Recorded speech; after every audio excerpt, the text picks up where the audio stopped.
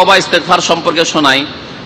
আল্লাহ রাব্বুল আলামিন ইরশাদ করেছেন এই হাদিসে, ইয়া ইবাদি, হে আমার বান্দারা শোনো, ইন্নাকুম তুখতিউনা বিল লাইলি ওয়ান নাহার, তোমরা রাত্রেও ভুল করো আর দিনেও ভুল করো, সবসময় ভুল করতে থাকো। ওয়া আনা আগফিরুয যুনুবা জামিআ, আমি সমস্ত গুনাহ মাফ করি। ফাস্তাগফিরুনি, সুতরাং আমার কাছে ক্ষমা চাও। আগফির লাকুম, তোমাদের গুনাহগুলি আমি মাফ করে দেব। সহিহ মুসলিমের হাদিস। আরো বলছেন তিরমিজির হাদিসে নবী করিম সাল্লাল্লাহু আলাইহি সাল্লাম, ইয়া ইবনা আদম, হে আদম সন্তান, হে আদম সন্তান, হাদিসে কুদসি এটি আল্লাহ পাক ইরশাদ করছেন, হে আদম সন্তান, লাউ বালাকাত যুনুবুকা আনানাস সামায়ে, তোমার গুনাহগুলি যদি আকাশের মেঘমালা পর্যন্ত পৌঁছা যায়, গুনাহ করতে করতে আকাশ ছুঁয়ে গেছে, আকাশের মেঘের উপরে চলে যাচ্ছে, এইরকম যদি গুনাহ করে ফেলো, তুমি পাহাড় সমান গুনাহ করে ফেলেছেন, তারপরে সুম্মা ইস্তাগফারতানি, তারপর আমার কাছে যদি ক্ষমা চাও, গাফারতু লাকা, তাহলে তোমাকে আমি মাফ করব। ওয়ালা উবালি, আমি কোনো পরোয়া করি না, কে কি বলবে আমার কোনো ভয় নেই, কেউ আমাকে জিজ্ঞাসা করবে, আমাকে জবাবদেহি করতে হবে কারো সামনে, এই আমার চিন্তা নেই। এটা তো মানুষের চিন্তা থাকে যে একটা কিছু সিদ্ধান্ত নিতে গেলে আমাকে অনেকের কাছে শোকজ করতে হবে, জবাবদিহি করতে হবে। আল্লাহ রাব্বুল আলামিন ওয়ালা লা ইউসালু আম্মা ইয়াফাল, আল্লাহ যা করেন তাকে জিজ্ঞাসা করার কেউ অধিকার রাখে না, কারণ তিনি তার রহমত দান করেন, আপনার কাছ থেকে নিয়ে দান করেন না।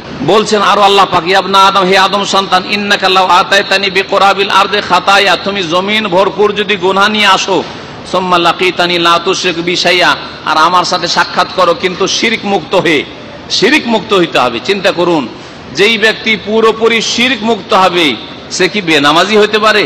শিরক করে না মানে তাওহীদ প্রতিষ্ঠা করে, তার মানে আল্লাহর একত্ব সম্পর্কে জানা আছে, আল্লাহ যে আমাকে আপনাকে কেন সৃষ্টি করেছেন এই উদ্দেশ্য সম্পর্কে জানা আছে, আমাকে আল্লাহ তার ইবাদতের জন্য সৃষ্টি করেছেন। আর সবচাইতে মুখ্য ইবাদত, সর্বপ্রথম যে ইবাদত মুসলিম জীবনে কালেমা তাইয়্যিবা পড়বার, সেটা হচ্ছে 5 ওয়াক্ত নামাজ। সুতরাং কখনো এটা হতে পারে না একজন লোক এই কথা বিশ্বাস রাখে যে আল্লাহ আমাকে তার ইবাদতের জন্য সৃষ্টি করেছেন আর প্রথম ইবাদত 5 ওয়াক্ত নামাজ সে পড়ে না, বেনামাজি মুসলিম হয়। এ কথা সাহাবায়ে কেরামরা জানতেন না, তাবেঈনরা জানতেন না যে বেনামাজি আবার মুসলিম হয়, মুসলিম আবার বেনামাজি হইতে পারে। এটা অসম্ভব কথা ছিল তার কাছে।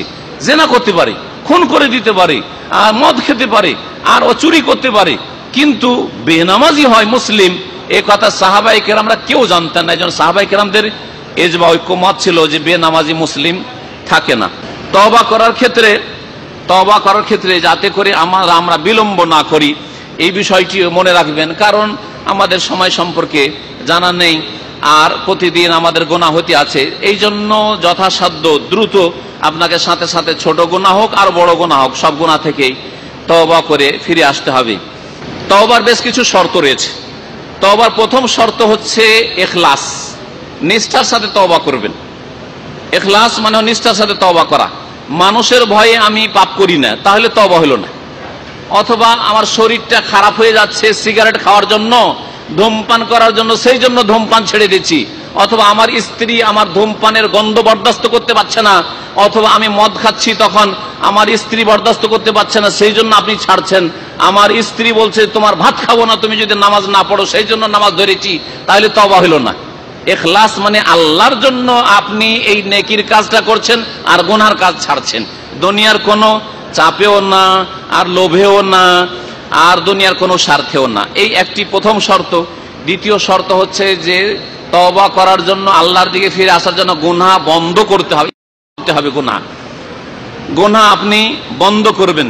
তৃতীয় শর্ত হচ্ছে যে আপনি গুনাহর ওপর অনুতপ্ত হবেন, লজ্জিত হবেন, অঙ্গীকার করবেন যে আল্লাহ আমি ভুল করেছি, আমি আর এইরকম ভুল করব না, আমি লজ্জিত।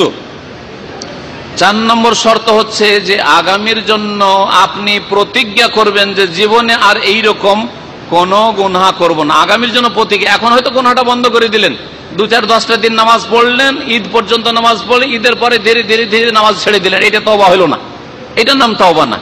আগামীর জন্য চিরকালের জন্য প্রতিজ্ঞা, যতদিন বেঁচে আছে আর জীবনে নামাজ ছাড়বো না, যতদিন বেঁচে আছি জীবনে শিরিক করব না, যতদিন বেঁচে আছি জীবনে সিগারেট খাবো না, যতদিন বেঁচে আছি জর্দা তামাক ব্যবহার করব না, যতদিন বেঁচে আছি আমি ব্লু ফিল্ম দেখবো না, যতদিন বেঁচে আছি আমি বেঈমানি করব না, ইত্যাদি।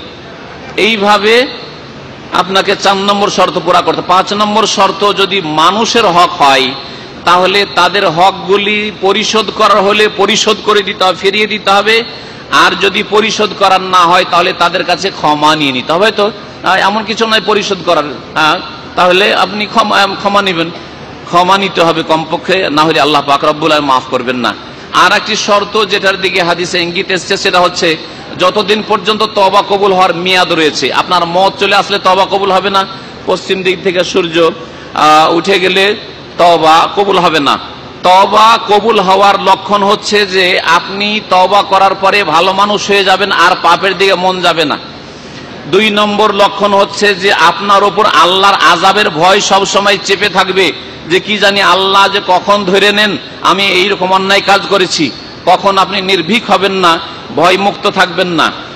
আর মনে রাখবেন যে তওবা করে আপনি বিনয়ী হবেন, আপনি আল্লাহর দিকে ধাবিত হবেন, এই লক্ষণগুলি যেন আপনার জীবনে দেখা যায়। এই বলে আমার সংক্ষিপ্ত তওবা সম্পর্কে আলোচনা শেষ করলাম। আল্লাহ পাক রব্বুল আমাদের সকলকে তার দিকে ফিরে আসার যেন তৌফিক দান করেন।